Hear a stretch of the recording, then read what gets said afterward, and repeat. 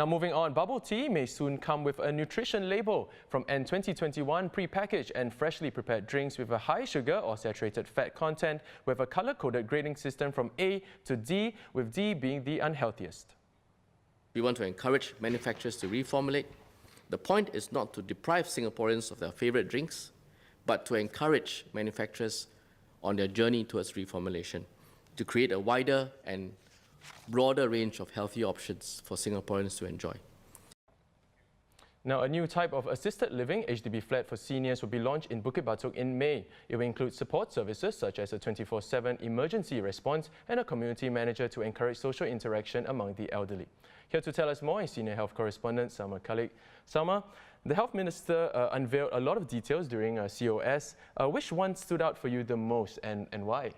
Well, frankly, there were two things. One is the infrastructure that he's going to build, and the other one was the sugar that you mentioned, the sugary drinks.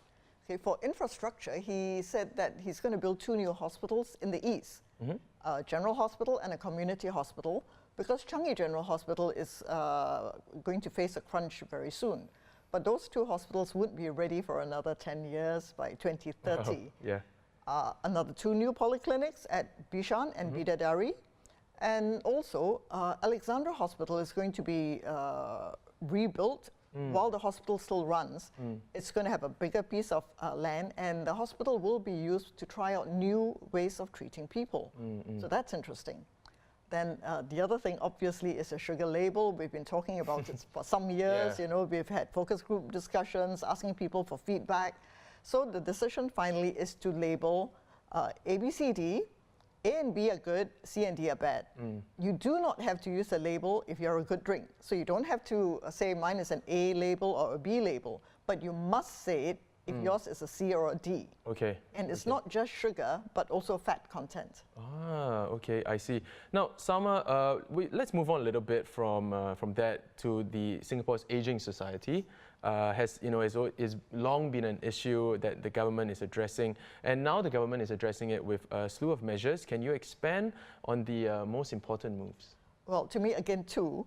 Right. One is allowing people to use a little bit more MediSave if you are age 60 years and older with complex chronic problems. So you either have 2 problems or you have 1 problem with complications. You may draw on an extra $200 from your MediSave for outpatient treatment.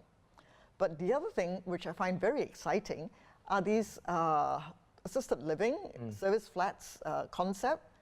I believe Minister Lawrence Wong, MND, already mentioned yesterday that there will be 160 such flats.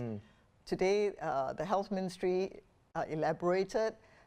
These flats will have not just the call button, which you expect, but also other services. So they'll charge a basic amount of money. We don't know how much, but for that money, you get certain basic services. And then you can build up on top of that.